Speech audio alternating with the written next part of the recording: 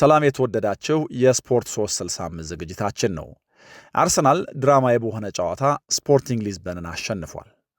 ሪያል ማድሪድ ብልጫ ተወስዶበት በባየር ሚኒክ ተሸንፏል። እነዚህን ጨዋታዎች እናነሳለን። አብራችሁኝ እንድትሆኑ በአክብሮት እጋብዛለሁ። አርሰናል ድራማዊ በሆነ መንገድ ስፖርቲንግ ሊዝበንን አሸንፏል። የታሰረ ጨዋታ ነበር። የአርሰናል የመፍጠር የማጥቃት አቅም ጥያቄ ውስጥ የገባበት ሌላ አጋጣሚ፣ ሌላ ጨዋታ ነበር። ስፖርቲንግ ሊዝበንም ቢሆን ከመልሶ ማጥቃት ውጪ ሌላ አማራጭ መከተል የፈለገ አይመስልም ነበር። ግን ደግሞ ካይ ሃቨርትዝ ከገብርኤል ማርቲኔሊ የተቀበለውን ኳስ በግሩም ሁኔታ ወደ ጎል ቀይሮ ለአርሰናል ወሳኝ አሸናፊነት ምክንያት ሆኗል። በካራባኦ ካፕ በማንቸስተር ሲቲ፣ በኤፍኤ ካፑ ደግሞ በሳውዝሃምፕተን ከደረሰባቸው ሽንፈት በኋላ እንደዚህ ያለ ድል ያስፈልጋቸው ነበር። የተጫወቱበት መንገድ አሳማኝ እንኳን ባይሆን አሸናፊነቱ ግን ለውድድር ዘመናቸው ሁሉ በጣም ጠቃሚ ነው። ሁለቱም ቡድኖች በመጀመሪያው አጋማሽ ብረት ገጭቶባቸዋል። አርሰናል በዙቢሜንዲ አማካይነት ጎል አስቆጥሮም ተሽሮበታል። ዮኬሬሽ ቶሎ ባለመውጣቱ ከተወቃሽነት አይደለም። በዚህ እንቅስቃሴ ውስጥ ወደ ጨዋታው መጠናቀቂያ አካባቢ ስፖርቲንግ ሊዝበኖች የተሻለ ድል መፍጠር ችለው ነበር። ግን ደግሞ ዴቪድ ራያ እጅግ አስደናቂ መሆኑን ያሳየበት ሌላ አጋጣሚ አርሰናልን ጎል ኮንሲድ ከማድረግ አድኖታል። ኋላ ላይ እንዲያሸንፍም ምክንያት ሆኗል። አርቴታ በቅያሬዎቹ ተጠቅሟል። ወደ ጋርድ ወጥቶ ሃቨርትዝ ገባ፣ ትሮሳርድ ወጥቶ ማርቲኔሊ ገባ። ሁለቱ ለጎል ተቀናጁ። በዚህ ውድድር ዘመን የሚኬል አርቴታ ቅያሬዎች በጣም ብዙ ጎሎች ያስቆጥረውለታል። እነዚህን ተጫዋቾች ሲያስገባ እንግዲህ የማጥቃቱ ላይ የሀሳብና ፍጥነት እንዲጨምሩ በማሰብ ነው። በእርግጥ ጎሉ እስኪቆጠር ድረስ ነገሩ ተሳክቶ ነበር ለማለት እንቸገራለን። ጎሉን ግን ደግሞ የፈጠሩት ከተጠባባቂ ወንበር ተነስተው እነዚህ ተጫዋቾች ስለነበሩ ቅያሬዎቹን አለማድነቅ አይቻልም። የማርቲኔሊ ኳስ በጣም ግሩም ነው። ዴክላን ራይስም የጨረሰበት መንገድ የሚያስደንቅ ነው። ስለዚህ አርሰናል ወደ ሁለተኛው የኤሚሬትስ ጨዋታ በ1-0 መሪነት የመውጣት እድል አግኝቷል። ቪክቶር ዮኬሬሽን የተመለከተ ጉዳይ ግን በጣም በብዙ መንገድ ማንሳት አለብን ብዬ አስባለሁ። ከዚህ ጨዋታ ጋር ተያይዞ እንግዲህ የመጀመሪያው አጋማሽ ሲጠናቀቅ ሜዳ ላይ ከነበሩት ደካማ ተጫዋቾች አንደኛው ቪክቶር ዮኬሬሽ ነው። 9 ኳሶች ብቻ ነበር የነካው። ሜዳ ላይ ከነበሩት ተጫዋቾች ሁሉ በቁጥር ያነሰ። እንደ ቡድን አርሰናል በራሱ በጣም ብዙ ኳስ ተቆጣጥሯል፣ ግን ደግሞ ብዙ እድሎች አልፈጠረም። በእርግጥ ለተጫዋቹ የሚሆን እድል በሚገባ አርሰናል እንደ ቡድን አልፈጠረም። ስለዚህ ተጫዋቹ ሰርቪስ አላገኘም በሚል ተጫዋቹን ዲፌንድ ማድረግ ይቻል ይሆናል። ለምሳሌ በመጀመሪያው አጋማሽ አርሰናል 52 በመቶ ኳሱን ተቆጣጥሮታል፣ ግን ደግሞ አንድ ኢላማውን የጠበቀ ሙከራ ብቻ ነበር ያደረገው እና በጨዋታው እንደ የለየለት መጥፎ እንኳን ባይሆን ግን ደግሞ ለመፍጠር ፍላጎት ያለው እንኳን የማይመስል ቡድን ነበር። የመፍጠር አቅም ማጣት ሌላ ጉዳይ ሆኖ ስፖርቲንግ ሊዝበን በተቃራኒው በጣም ቀጥተኛ ነበር። በተለይ ደግሞ የግራውን መስመር ይዞ ለማጥቃት ይሞክር ነበር። ከአርሰናል ተከላካዮች ጀርባ ኳስ ለመጣል ወይ ደግሞ በመልሶ ማጥቃት አርሰናልን ለማጋለጥ ነበር ሙከራው እና በዚህ እንቅስቃሴ ውስጥ የአርሰናሉ ሌፍት ባክ ይህን የስፖርቲንግ ሊዝበን ከጀርባ የሚጣል ኳስ ሙከራ ከማክሸፍ አንጻር ካላፊዮሪ በጣም የተዋጣለት ነበር። የቀኙ መስመር ላይ ግን አርሰናል ችግር ነበረበት። በስፖርቲንግ ሊዝበን የግራ በአርሰናል የቀኝ መስመር በጣም በተደጋጋሚ ምናልባት ይህንን ከመርዳት አንጻር ትሮሳርድ ወደኋላ ስለሚመለስ ደግሞ ካላፊዮሪን ስለሚያግዘው ነው ብሎ መናገር ይቻላል። ማዱኬ በትሮሳርድ ልክ አለመከላከሉ በመጀመሪያ አጋማሽ ያንን የአርሰናል የቀኝ ስፖርቲንግ ሊዝበንን የግራ መስመር ትንሽ አስቸጋሪ አድርጎት ነበር እና እንደዚህ ባለ መንገድ ነበር ሊያጠቋቸው የሚሞክሩት እና በዚህ ምክንያት የስፖርቲንግ ሊዝበንን የመስመር ላይ እንቅስቃሴ ወይ ደግሞ ከተከላካይ ጀርባ የሚጣል ኳስ ፍራቻ ሁለቱ የአርሰናል ፉልባኮች በጣም የተገደበ ነበር ሚናቸው እና ደግሞ ፉልባኮቹ ሚናቸው ሲገደብ በኦቨርላፕ እያደረጉ አይሮጡም። በዚህ ምክንያት የቡድኑ ፈጠራ ሰፈር ያደርጋል። ስለዚህ እንደ ዮኬሬሽ አይነት ተጫዋቾች ሰርቪስ አያገኙም። ግን ደግሞ እዚህ ቡድን ውስጥ ይሄ ያልተለመደ አይመስልም። ሰርቪስ ያለማግኘቱ ጉዳይ እንዳለ ሆኖ ግን ደግሞ በአጠቃላይ ከእንቅስቃሴ ጋር ተያይዞ ማድረግ ያለበትን ሁሉ ሜዳ ላይ አድርጓል ብሎ ለማለት በጣም ያስቸግራል። እንዳልኩት የዙቢሜንዲ ጎል ከመቆጠሩ አስቀድሞ በጣም በፍጥነት ከጨዋታ ውጭ አቋቋም ራሱን ማውጣት ነበረበት። ይህንን አላደረገም። ከዛ በተረፈ ግን ወደ ቀድሞ ክለቡ ተመልሶ ያደረገው ጨዋታ በብዙ መንገድ ሊያስታውሰው የሚፈልገው እንዳልሆነ ነው መናገር የምችለው። በስፖርቲንግ ሊዝበን በጣም የተዋጣለት ጊዜ እንደነበረው እናውቃለን። ወደ አርሰናልም መጥቶ ያው በቂ ፕሪሲዝን ልምምድ አልሰራም። ቡድኑ እሱን ለመላመድ እሱም ቡድኑም እሱን ለመላመድ በጣም ብዙ ችግሮች ነበሩ። በዚህ ምክንያት ተጫዋቹን ብቻ ልንወቅሰው አንችልም። ግን በተናጠል የዚህን ጨዋታ ጉዳይ ካየን እንዳልኩት በፍጹም ሊያስታውሰው የማይፈልገው ጨዋታ ነው የሚሆነው። እንዳልኩት 9 ኳሶች ብቻ ነበረ መጀመሪያው አጋማሽ የነካው። ሜዳ ላይ ከነበሩት ተጫዋቾች ሁሉ በጣም ዝቅተኛው ነው። 4 ጊዜ ኳስ ተቀምቷል። በሁለተኛው አጋማሽም ሌሎች ደካማ ተቾች ነበሩት።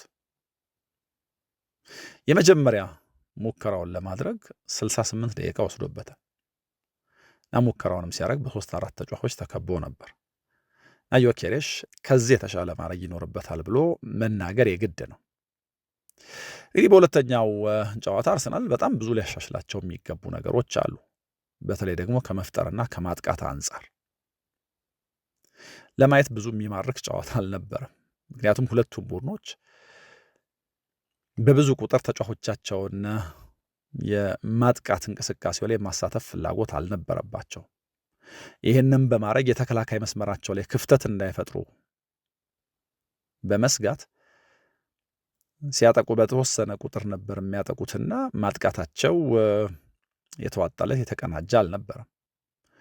በእርግጥ ስፖርቲንግ ሊዝበን ሜዳው ላይ 17 ጨዋታዎች በመደዳ አሸንፏል በሁሉም ውድድሮች እና ከዚህ መነሻ ምናልባት አርሰናል ጥንቃቄ ሊመርጥ ወይ ደግሞ እንደው ካለፉት 2 ጨዋታዎች ሽንፈት አንጻር እንደዚህ ያለ አፕሮች ሊከተል ይችላል። ግን ደግሞ ከስፖርቲንግ ሊዝበን አንጻር ነገሩን የሚያዩት ሰዎች በራሱ ሊያነሱት የሚገባው አንድ ነገር ካለ 17 ጨዋታዎች በሁሉም ውድድሮች ያሸነፈ ቡድን እድሉን በመልሶ ማጥቃት ብቻ መሞከር ነበረበት ወይ እንደዚህ ባለው የሻምፒየንስ ሊግ ጨዋታ በተለይ ደግሞ ከሜዳ ውጭ ሁለተኛውን ጨዋታ እንደሚያደርግ ቡድን ረጃጅም ኳስ በመጣል የመልሶ ማጥቃት አጋጣሚዎችን ብቻ በመጠቀም ይሄንን አርሰናል በሚገባ ደግሞ ሊቆጣጠረው ስለቻለ የመጀመሪያ ጨዋታ እቅዳቸው ብዙ ያልተዋጣለት ነበር ብሎ መናገር ይቻላል።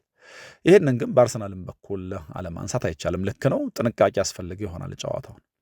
ግን ደግሞ ለዚህ ውድድር ሻምፒዮንነት የታጨው ቡድን ካለፉት 2 ጨዋታዎች ሽንፈቱ በኋላ በጣም በተለየ ጥንካሬ በተለየ አቅም ደግሞ መታየት ነበረበት።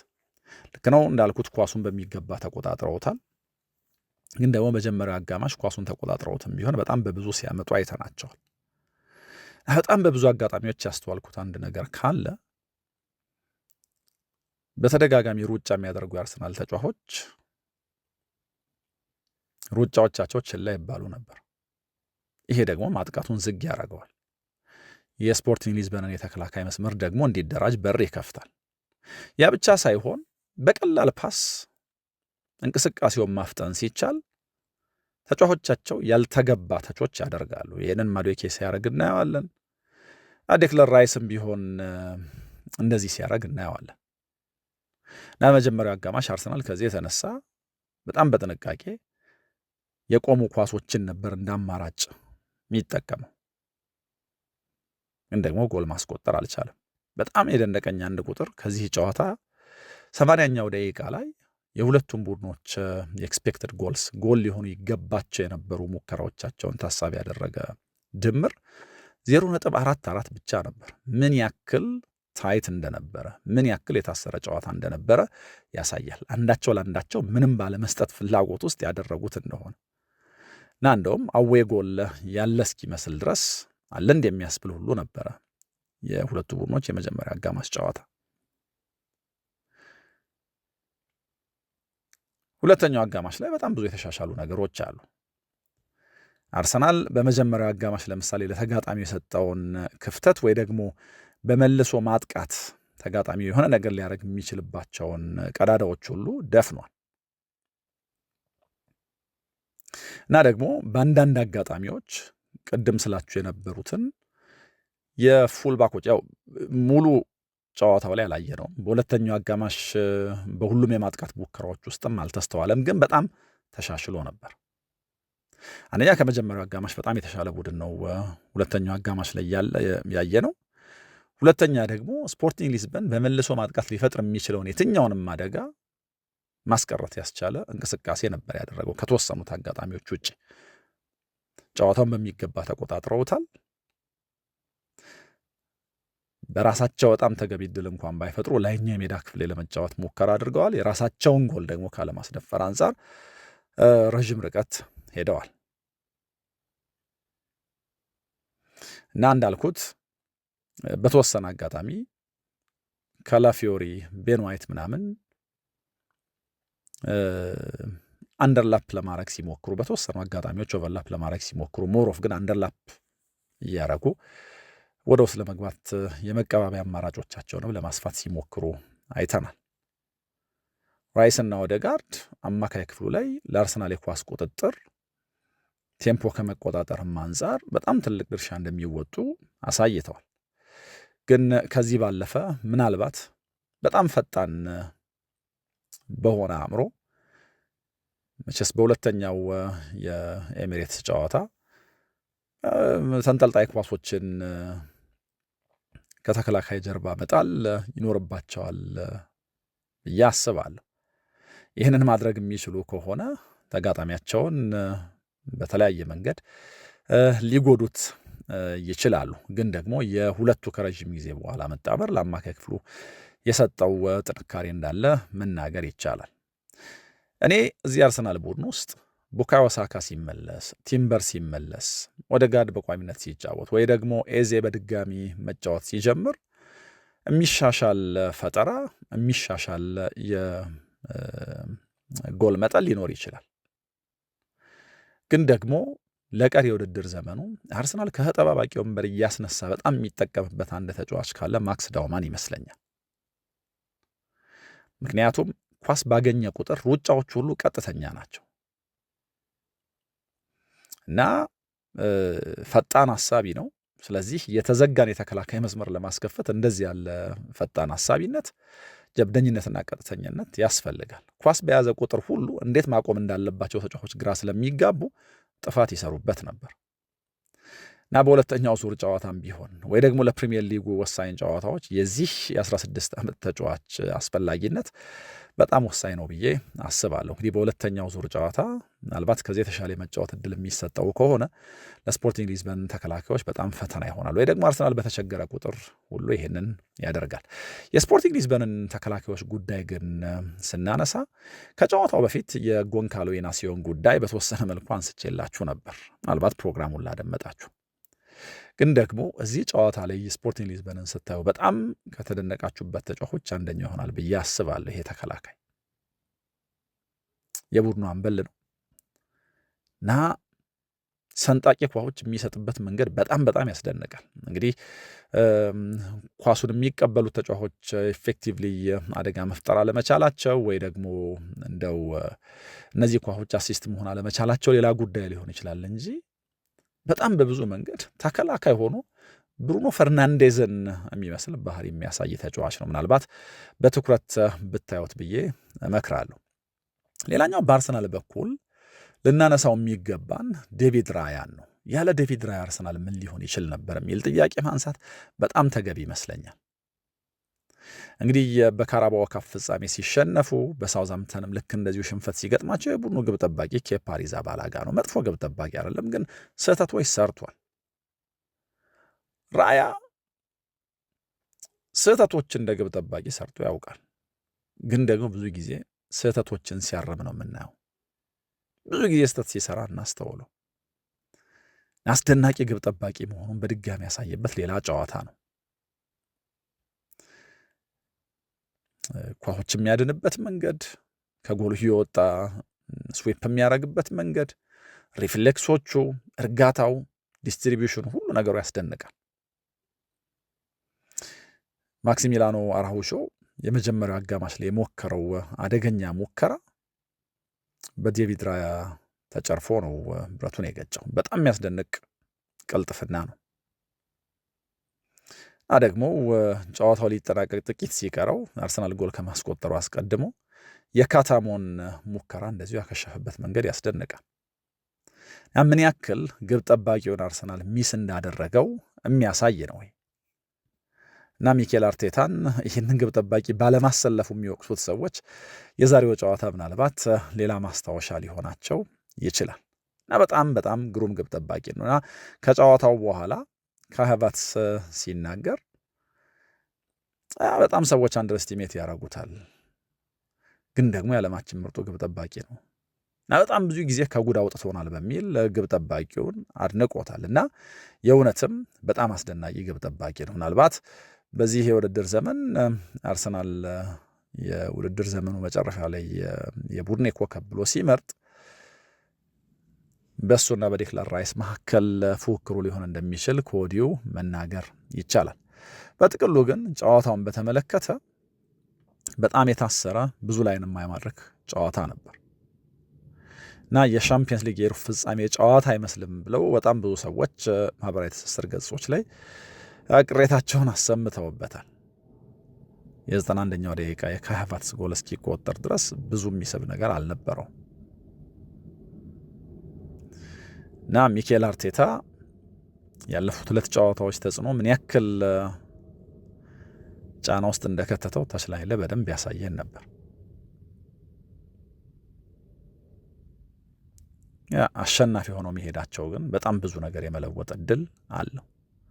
ምናልባት አሳሳቢ ነገር ካለ እዚህ ጨዋታ ላይ ካለመፍጠራቸው፣ ብዙ እድል ካለማግኘታቸው፣ ደግሞ ብዙ ጎል ካለማስቆጠራቸው ሌላ የማርቲን ኦዴጋርድ መጎዳት ወይ ደግሞ ተቀይሮ መውጣት ነው። እንግዲህ ለቀጣዮቹ ጨዋታዎች ይደርሳል አይደርስም እርግጥ አይደለም። ጥንቃቄ ወይስ ደግሞ የለየለት ጉዳት እናያለን። ግን በዚህ ውድድር ዘመን ተጫዋቹን በተገቢው መንገድ ግልጋሎት እንዳይሰጥ ሲያደርገው የቆየ ነገር ነው ጉዳት እና በፍጹም እንዲጎዳ የማይፈልጉት ተጫዋቻቸው ነው። ሜዳ ላይ በነበረባቸው ጊዜያቶች የሚሰጠውን እናውቃለን። በተረጋጋ መንገድ ኳስ ቡድኑ እንዲቆጣጠር እንዲፈጥርም ይረዳዋል። ግን ቅድም እንዳልኩት ፈጠራ በአንድ ፈጣሪ አማካይ ብቻ የሚፈጠር ነገር አይደለም። ለምሳሌ ቡካዮ ሳካ ቢኖር ከማዱዌኬ በተሻለ መንገድ ሊፈጥር ይችል ይሆናል። ግን ደግሞ ቡካዮ ሳካም ቢሆን ደብል አፕ ሲደረግ አማራጮች ያስፈልጉታል እና አርሰናል ፉልባኮቹን የበለጠ ጨዋታ ላይ ማሳተፍ ይኖርበታል። የፉልባኮቹ አንደርላፕ ወይ ደግሞ ኦቨርላፕ እያደረጉ ሩጫዎች ማድረግ ለቡድኑ ፈጠራ ሌላ ተጨማሪ አቅም ይሆናል። ስለዚህ ኦዴጋርድ ነበረ ግን ደግሞ አልፈጠረም በሚል ኦዴጋርድን ብቻ ለይተን ልንወቅሰው አንችልም። ከምን ጊዜውም በላይ ኦዴጋርድ ለዚህ ቡድን አሁን ያስፈልገዋል። እንደዚህ የተዘጉ ጨዋታዎችን ለማስከፈት ትልቅ እድል ስለሚኖረው ከጨዋታው በኋላ ሚኬል አርቴታ በማሸነፋቸው በጣም ደስተኛ መሆኑን ተናግሯል። ሜዳው ላይ ለረዥም ጊዜ ያልተሸነፈን ቡድን ነው በሻምፒየንስ ሊግ ያሸነፍ ነው በሚል ማሸነፋቸውን ዋጋ እንደሚሰጠው ተናግሯል። 3ኛ የሜዳ ክፍል ላይ ሳጥኑ አካባቢ ስንደርስ የመጨረሻ ፓሳችን ልክ አልነበረም ወይ ደግሞ የመጨረሻ ፓስ አልነበረንም። የበለጠ መፍጠር ቡድኖቹን ማስከፈት ይኖርብናል። በተለያዩ መንገዶች ሞክረናል። ጎል አስቆጥረን ተሽሮብናል። በ2-3 አጋጣሚዎች ተቃርበን ነበር። ግን ደግሞ የሆነ ማጂክ ሞመንት ያስፈልገን ነበር። ያ ፋይናል ፓስ አልነበረንም እና ፊኒሸሮቼ ጨዋታውን አሸንፏል ብለዋል። እንግዲህ ከተጠባባቂ ወንበር የተነሱትን ተጫዋቾች ለማለት ነው እና እዚህ ስቴጅ ላይ እንደዚህ ያለ ተጽዕኖ ከተጠባባቂ ወንበር ተጫዋቾች ተነስተው ሊፈጥሩ ይገባል። ይህንን ያደረጉት ካይ ደግሞ ትልልቅ አጋጣሚዎችን የሚወድ ነው በሚል ያው በሻምፒየንስ ሊግ ፍጻሜ ማስቆጠሩን በማጣቀስ ተናግሯል። ዴቪድ ራያንም በሴቦቹ በጣም አወድሶታል። ጨዋታውን በተመለከተ እንግዲህ ረፍት ላይ ያለ ነው ብሏል። ጎል አስቆጣሪው ካይ ሃቨርትዝ እንደዚህ ባለ ሰዓት ጎል ማስቆጠር ያለውን የደስታ ስሜት ተናግሯል እና የሚቀጥለውን ጨዋታ ማሸነፍ ወደ ቀጣዩ ዙር ማለፍ ትልቁ ዓላማቸው እንደሆነ ተናግሯል። ከዛ ባለፈ ግን ጨዋታውን በሚገባ ተቆጣጥረናል፣ ከዚህ የበለጠ መፍጠር አለብን የሁሉም እምነት ይመስላል። ያለፉት 2 ጨዋታዎች ከተሸነፍን በኋላ ግን እንደዚህ ያለው ነገር ያስፈልገን ነበር። እንደ ግሩፕ አንዳችን ላይ ያለን እምነት የሚያስደንቅ ነው። 7 ሳምንታት አሉ፣ ትልልቅ ዋንጫዎች ማሸነፍ እንችላለን፣ ለነዛ ዋንጫዎች ነው የምንፎካከረው በሚል በልበ ሙሉነት ተናግሯል። እንግዲህ የሚቀጥለው ጨዋታ በሁለቱ ቡድኖች መካከል ሲደረግ በማሸነፍ መነሳሳት፣ ከጉዳት በሚመጡለት ተጫዋቾች መነሳሳት፣ በሜዳው እንደሚጫወት ቡድን መነሳሳት ይችል ይሆናል አርሰናል። አሁንም ትልቁ ጥያቄ ጨዋታዎችን በተመለከተ አርሰናል የሚከላከልበት መንገድ ሳይሆን ግን የሚፈጥርበት የሚያጠቃበት መንገድ መፍትሄ ያስፈልገዋል። እንግዲህ በቀጣዮቹ ጨዋታዎች ይህንን እናያለን። የአምበሉ ማርቲን ኦዴጋርድ ጉዳይ እንግዲህ ይሰማል። የጉዳቱ መጠን ወይ ደግሞ ጥንቃቄም ከሆነ እንሰማለን እና ይሄ የአርሰናል ሲዝን ላይ የሚያሳድረው ተጽዕኖ አለ። የአርሰናልን ጉዳይ እዚህ ጋር ያዝ እናድርገውና ወደ ባየርንና ወደ ሪያል ማድሪድ ጨዋታ ደግሞ ልውሰዳችሁ። ባየር ሚኒክ ከ14 ዓመት በኋላ ሪያል ማድሪድን ማሸነፍ ችሏል እና እዚህ መድረክ ላይ ምን ድረስ ሊሄድ እንደሚችል ምልክት የሰጠበት ሌላ አጋጣሚ ነው። ኪሊያን ምባፔ ለሪያል ማድሪድ ተስፋ የሚሆን ጎል አስቆጥሯል። 2-1 ነው ያለቀው። ግን ደግሞ ቪንሰንት ኮምፓኒና የባየርን ተጫዋቾቹ በርናባውን ለቀው ሲወጡ ከ14 ዓመት በኋላ ማድሪድን በማሸነፍ ሴሌብሬት እያደረጉ ነው። በተለይ ወደ በርናባው መጥቶ ማሸነፍ በጣም ከባድ ሆኖባቸው ነበር። በእርግጥ ከአንድ ጎል በላይ አድቫንቴጅ ይዘው መጨረስ ይችሉ ነበር። ለማድሪድ እንደ ቡድን ይሄኛው ማድሪድ ያለፉት የማድሪድ ቡድኖች ባህሪ ያለው ነው ብሎ መናገር ይቸግራል። ምናልባት ሻምፒየንስ ሊግ አሊያንዝ አሬና ላይ ካምባክ ቢኖረው ይህንን ላንችል እንችል ይሆናል። ግን አጥቂዎቹ ላይ አብዝቶ የሚታመን ወይ ደግሞ የአጥቂዎቹን ታምር የሚፈልግ በጣም ዲስኦርጋናይዝድ የሆነ ደካማ የመከላከል መዋቅር ያለው ቡድን ነው እና የመልሱንም ጨዋታ በተመለከተ በጣም ፌቨራይት ሆኖ የሚጫወተው ቡድን ባየር ሚኒክ ነው። ከኳስ ጋር በጣም ግሩም ነበር። የማድሪድን ደካማ የተከላካይ መስመር በጣም በብዙ መንገድ ሊያጋልጥ ሞክሯል። የሉዊስ ዲያዝ ጎል በጣም የሚገባው አይነት መሪነት ለባየር ሚኒክ የሰጠ ጎል ነው። ሰርጅ ግናብሪ የኳሱ መነሻ ነው። ትሬንት አሌክሳንደር-አርኖልድ ለዚህ ጎል ተጠያቂ ከሚሆኑት ተጫዋቾች አንደኛው ነው። ኋላ በእርግጥ ለኪሊያን ምባፔ የጎል ኳስ ማመቻቸቱ ምናልባት ይቅርታ ካስገኘለት አላውቅም። ኡፓሜካኖ እዚህ ጨዋታ ላይ ጎል ማስቆጠር ነበረበት በጣም በቀላሉ። ግናብሪም ልክ እንደዚሁ ይህንን አላደረጉ። ማድሪድ ሚዩኒክ ባልተጠቀማቸው እድሎች ልክ የሚያስቆጩ ነገሮች ግን አሉት። በሚዩኒክ ብልጫ ቢወሰድበት እንኳ የመልሶ ማጥቃት አጋጣሚዎች፣ የመልሶ ማጥቃት ሙከራዎቹ በጣም የሚያስደነግጡ ናቸው። ማኑኤል ኖየር 9 ኳሶች አክሽፏል እዚህ ጨዋታ ላይ ከኪሊያን ምባፔ ከቪኒ ጁኒየር ምናምን እና የመልሱን ጨዋታ በተመለከተ ባየርን የማስቆጠሩ ጉዳይ ጥያቄ እንኳን ባይሆንበት ለእነዚህ ተጫዋቾች የሚሰጥ የመልሶ ማጥቃት እድል ወይ ደግሞ ከግብ ጠባቂው ጋር እነዚህን ተጫዋቾች የማገናኘት ጉዳይ በጣም ሊያስበው የሚገባ ይመስለኛል። ለቪንሰንት ኮምፓኒ ሃሪ ኬን 49ኛ ጎሉን ነው ያስቆጠር፣ የማሸነፊያ ጎሉን ሲያስቆጥር። ቪኒ ጁኒየር ኪሊያን ምባፔ ጎል ከማስቆጠሩ በፊት እድል አግኝቶ ነበር ልዩነቱን ማጥበብ የሚችልበት፣ ግን አልተጠቀመበትም። ማድሪድ በርናባው ላይ በዚህ መድረክ ሲጫወት የሚሸነፍ አይነት አይደለም። ከተመሪነት ተነስቶ ወደ አሸናፊነት የሚመጣ በቀላሉ እጅ የማይሰጥ ነው።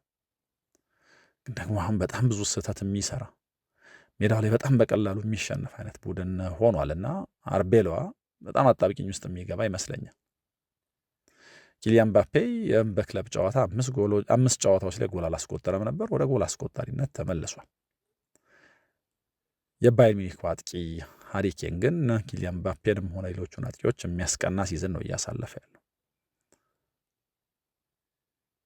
ሃሪ ኬን ብቻ ሳይሆን ከባየር ሚኒክ በኩል ሚካኤል ኦሊሴ በጣም የሚያስደንቅ ብቃት ነው ያሳየው። ምናልባት በባየር ሚኒክ ማሊያ በሻምፒየንስ ሊግ በዚህ ልክ የተንቀሳቀሰበት ፐርፎርም ያደረገበት ጨዋታ እናስታውስም። ኳስ በነካ ቁጥር ሁሉ ለሪያል ማድሪድ ስጋት ነበር። ብዙ ጊዜ እንደዚህ ካለ ብቃት በኋላ ፔሬዝ ተጫዋቾች ትከሻ ላይ እጃቸውን ጣል አድርገው ያው ቀጣይ ማረፊያ ማድሪድ ነው አይደለ ምናምን ይላሉ እና ኦሊሴን የሆነ ቀን ለማድሪድ እንዲጫወት ሊያግባቡት ቢሞክሩ ከዚህ ብቃቱ አንጻር አይገርምም። ጎል አስቆጣሪው ሃሪ ኬን ግን እንዳልኩት 49ኛ ጎሉን አስቆጥሯል። በዚህ የሻምፒየንስ ሊግ ውድድር ከሳጥን ውጭ ያስቆጠረው የመጀመሪያ ጎል ነው። ቪንሰንት ኮምፓኒ በጣም ደስተኛ እንደሚሆን ምንም ጥርጥር የለውም። ለማየት በጣም የሚማርክ ቡድን ነው የሰራው። ባየር ሚኒክ በጣም ብልጫ ወስዷል። ሁለቱ አጥቂዎቹ ጎል አስቆጥረውለታል። ግን ደግሞ ከጨዋታው 2-1 አሸናፊ ሆኖ ወደ ጀርመን እንዲመለስ ያደረገው ምክንያት የ40 ዓመቱ ግብ ጠባቂ ማኑኤል ኖየር ነው። ይህ ከ10 ቀን በፊት ነው 40 ዓመት የሞላው። በጣም የሚያስደንቅ ግብ ጠባቂ ነው። የድሮ ኖየር አይደለም፣ ግን ደግሞ እንደዚህ ባሉ የፕሬሸር ሞመንቶች በጣም የተለየ ደግሞ መሆን ያሳያል እና ከ2012 በኋላ ማድሪድን ያላሸነፉበትን መጥፎ ታሪክ ማስቀረት ችለዋል። እንግዲህ ረጅም ሳያሸንፉ የተጓዙት ከማድሪድ ሌላ ብሬመንን ነበር። አሁን ከማድሪድ ጋር የነበራቸው መጥፎ ታሪክ መቀየር ችለዋል። ኳስ እንደመቆጣጠራቸው መጋለጣቸው መቀነስ ነበረበት፣ ግን በጣም በብዙ መንገድ ደግሞ ተጋላጭ እንደሆኑ አሳይተዋልና ሁለተኛው የአሊያንዝ አሬና ጨዋታ ላይ ምናልባት እነዚህን ነገሮች ማጋለጥ የሚችል ሪያል ማድሪድ ከመጣ እናያለን። ኬን፣ ኦሊሴ እና ዲያዝ ግን በጣም የተለየ ፎርም የተለየ ታሪክ ላይ ነው ያሉት። እነዚህ ተጫዋቾች በጣም የሚያስፈራ ጥምረት ነው እነዚህ ተጫዋቾች ያላቸው። በሚገርም ሁኔታ ጎሎች እያስቆጠሩ ተጋጣሚዎቻቸውን እያሸነፉ ነው። በሻምፒየንስ ሊግ ይሁን በሊጉ አስፈሪነታቸው ቀጥሏል። እርስ በርስ ኮምፕሊመንት ይደራረጋሉ። የሶስትዮሽ ዋንጫ ማንሳት የሚያስችል አቅም አለው ይሄ ቪንሰንት ኮምፓኒ ቡድን። ለመጨረሻ ጊዜ 2019-20 ላይ ይህንን ያሳካው። ከ28 የቡንደስሊጋ ጨዋታዎቻቸው 23ቱን አሸንፈዋል። 100 ጎል አስቆጥረዋል። እንግዲህ የዶሜስቲክ ካፕ ማንሳት ካለባቸው በሊቨርኩሰን ብቻ ነው ከፊታቸው ያለው እና ይሄ የሶስቱ የአጥቂ መስመር ጥምረት በጣም ብዙ ነገር ወደኋላ ሄደን እንድናስታውስ የሚያደርግ ነው። ማድሪድ የክርስቲያኖ ሮናልዶ፣ ጋሬት ቤል እና ካረም ቤንዜማ ጥምረት ነበረው። 2016 እና 18 ከ2016 እስከ 18 ባለው ጊዜ በመደዳ 3 የሻምፒየንስ ሊግ ዋንጫ ያነሳው ቡድን አባላት ማለት ነው። አሁን ሃሪ ኬን፣ ኦሊሴ እና ሉዊስ ዲያዝ እንደዚህ ያለ አጥቂ መስመር የመፍጠር ትልቅ ጥንካሬ ላይ ያለው ይመስላል። እንግዲህ እነዛ ሶስቱ የማድሪድ የፊት መስመር ተጫዋቾች 2014-15 ላይ በጣምራ 100 ጎል አስቆጥረዋል። ሌላ ግን ታሪክ የማይረሳው ደግሞ የአጥቂ መስመር አለ። ሜሲ፣ ሱዋሬዝ፣ ኔይማር በጣም አስደናቂ የአጥቂ መስመር፣ የሚደገም የማይመስል የአጥቂ መስመር 2015-16 131 ጎል 2014-15 122 ጎል ያስቆጠረ የአጥቂ ጥምረት ነው። በእርግጥ የሁለቱንም ጥምረቶች አንስቶ ከነዚህ ተጫዋቾች ጋር ማነጻጸር በጣም ከባድ ነው። ግን ከወዲሁ ኬን፣ ኦሊሴና ዲያዝ በዚህ የውድድር ዘመን ከዛሬው ጨዋታ በፊት 86 ጎል በጋራ አስቆጥረዋል። ይህ ዛሬ ደግሞ ያስቆጠሩትን ስንጨምር 88 ይሆናል። ከዚህ መካከል እንግዲህ 57ቱ ጎሎች የተቆጠሩት በሊጉ ነው። ስለዚህ ከዚህ በኋላ እንግዲህ ዴፌ ፖካል ምናምን የሚደርሱ ከሆነ 12 ጨዋታ ምናምን ያደርጋሉ። ስለዚህ ተጨማሪ ጎል ሊያስቆጥሩ የሚችሉበት እድል አለ ማለት ነው እና ይሄ አጥቂ መስመር ወደ አሊያንዝ አሬናም ሲመለሱ ለሪያል ማድሪድ ትልቅ ፈተና የሚሆነው ነገር ነው። ቅድም እንዳልኳችሁ ተጨማሪ ጎል ማስቆጠር የሚችሉባቸው እድሎች ነበሩ። ግን ከሁሉም ኡፔሜካኖ ያገኘውን እድል እንዴት ነው ያባከነው የሚለው በጣም ትልቅ ጥያቄ ነው። ከመከላከል አንጻር በጣም ጥሩ ጊዜ ለባየር ሚኒክ እየሰጠ እያሳለፈ መሆኑ ይታወቃል። ካነሳናቸው የአጥቂ መስመር ተጫዋቾች መካከል ሉዊስ ዲያዝ የቀድሞ የክለብ አጋሩን ትሬንት አሌክሳንደር አርኖልድን ፈትኖታል እና ወደ ባየርን ያደረገው ዝውውር እንዴት የተዋጣለት እንደሆነ ማየት ችለናል። እንግዲህ 29 ዓመቱ ነው። ምን እያደረግን እንደሆነ እናውቃለን፣ ለ29 ዓመት ተጫዋች የዚህን ያክል ገንዘብ ስንከፍል ብለው ነበር። በዚህ ውድድር ዘመን የትኛውም የባየር ሚኒክ ተጫዋች ከተከላካይ መስመር ጀርባ ከተቃራኒ ቡድን ተከላካይ መስመር ጀርባ በዲያስ ልክ አልሮጠ። በሊጉም በአውሮፓ መድረክ እንደ ቡድን ደግሞ ባየር ሚኒክ በዚህ የሻምፒየንስ ሊግ ፉክክር በዚህ ውድድር ዓመት ከሁሉም ቡድኖች በጣም በተለየ መንገድ ላይን ብሬኪንግ ቁልፍ ኳሶች የሚሰነጥቅ የሚሰጥ ቡድን ነው እና ይሄ ጥንካሬው ነው እንግዲህ የሻምፒየንስ ሊግ ፍጻሜ ላይ ሊያደርሰው የሶስትዮሽ ዋንጫ እንዲያነሳ እድል ሊሰጠው ይችላል ተብሎ የሚታሰበው። በማድሪድ በኩል እናነሳቸው ከሚገቡን ተጫዋቾች አንደኛው ትሬንት አሌክሳንደር አርኖልድ ነው። ያ በጣም ጥሩ ቀን አልነበረም። ትሬንት አሌክሳንደር አርኖልድ እንዳልኩት ለኪሊያን ምባፔ የጎል ኳስ ሰጥቷል። ግን የመጀመሪያ ዓመቱ በበርናባው ጥሩ አይደለም። ጉዳት አለበት፣ ስህተቶች ምናምን። በጣም ጥሩ አሲስቶች ልንጠቅስ ትሬንትን የሚያስታውሱን በጣም ጥሩ ነገሮች ልናነሳ እንችላለን። ግን በመከላከል የሚሰራቸው ስህተቶች እየተደጋገሙ ነው።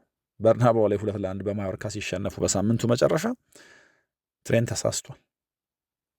በተመሳሳይ መንገድ የመጀመሪያውን ጎል ባየርን ሲያስቆጥር ትሬንት ተሳስቷል እና ደግሞ የሚያሳዝነው ቶማስ ቱኸል በርናባው ላይ ነበሩ እና ሌሎች አማራጮች አሉኝ እነሱን ነው ለጊዜው ማየው ወይ ደግሞ ከሱ ቅድሚያ መሰጣቸው ተጫዋቾች አሉ የሚል አስተያየት ሰጥተው ነበር። ይህንን አስተያየት ግን የሰጡ የመጀመሪያ እንግሊዝ ብሔራዊ ቡድን አሰልጣኝ አይደሉም ወይ ደግሞ የትሬንት አሌክሳንደር አርኖልድን ቴክኒካል አቅም ወይ ደግሞ ከኳስ ጋር ሊሰራ የሚችለውን ነገር በማሰብ ምንም ችግር የለውም መከላከሉ ቢሰዋ የሚል ድፍረት ከሌላቸው አሰልጣኞች አንዱ ናቸው ቶማስ ቱኸል። የመከላከል ችግር አለበት ነው። ሁለቱንም በጣምራ የሚሰራ ተጫዋች ነው ፈልገው ነው የሚለው። ስለዚህ ወደ ዓለም ዋንጫ የሚሄደው ጉዳይ በጣም በጣም አጠራጣሪ ሆኗል። ማኑኤል ኖየርን በተመለከተ ቅድም ላነሳ ሞክሬያለሁ። 40 ዓመቱ ነው። ለምን ያክል ጊዜ ከዚህ ግብ ጠባቂ ጋር ጀርመንና ባየር ሚኒክ ይጓዛሉ እናያለን። 9 ኳሶች አድኗል እና ይሄ ማኑኤል ኖየርን በተመለከተ አይበቃውም እንዴ? እስከ ስንት ሊጫወት ነው የሚል ጥያቄ እንድንጠይቅ የሚያደርገን ነው። ማድሪድን በተመለከተ ግን ለማጠቃለል ያክል አሎንሶን ከተካ በኋላ አርቤሎዋ ይሄ ማድሪድ ቡድን ታሪካዊ በሆነ መንገድ መጥፎ አጋጣሚዎችን ሁሉም ይቀለብስ እንደሆነ ሲናገር ቆይቷል እና ግለሰቦች ቡድኑን ኢንስፓየር እንደሚያደርጉ ሲናገር ቆይቷል። እንግዲህ የዚህ የመጀመሪያው ዙር ጨዋታ ላይ ይህንን አላየንም። የመከላከል ችግሩን የኦርጋናይዜሽናል ችግሩን በሚገባ አስተውለናል። እንደው ለሚቀጥለው ጨዋታ ደግሞ ሸዋሚኒ አይኖርም። ይህ እንዴት ባለ መንገድ ነው ማኔጅ የሚያደርጉት የሚለውን እናያለን። በጥቅሉ ግን ባየርን የሚገባውን ድል ነው እዚህ ጨዋታ ላይ ያሳካው። የሁለተኛው ዙር ጨዋታ እንግዲህ አንዳንድ ጨዋታ ስለሚቀራቸው የመጀመሪያ አጋማሽ ላይ ያሉት እንድንል ያደርገናል። እንዴት ባለ መንገድ ጨዋታውን አፕሮች ያደርጋል የሚለውን እናያለን። የማለፍ ተስፋው ግን የባለሜዳው ባየር ሚኒክ እንደሚሆን ምንም ጥርጥር የለው። እነዚህ ነበሩ የሻምፒየንስ ሊግ የሩብ ፍጻሜ ጨዋታዎች። አርሰናል በካይ ሃቨርትዝ ጎል ያሸነፈበት የ91ኛው ደቂቃ ጨዋታ፣ ዲያዝ እና ሃሪ ኬን አስቆጥረው ደግሞ ባየርን ማድሪድን ያሸነፈባቸው ጨዋታዎች። ስለ ጨዋታዎቹ ምን ትላላችሁ? እናንተ ያስተዋላችኋቸውስ ነገሮች የትኞቹ ናቸው? አጋሩን። አብራችሁኝ ስለነበራችሁ ከልብ አመሰግናለሁ። ሰላም ሁኑ።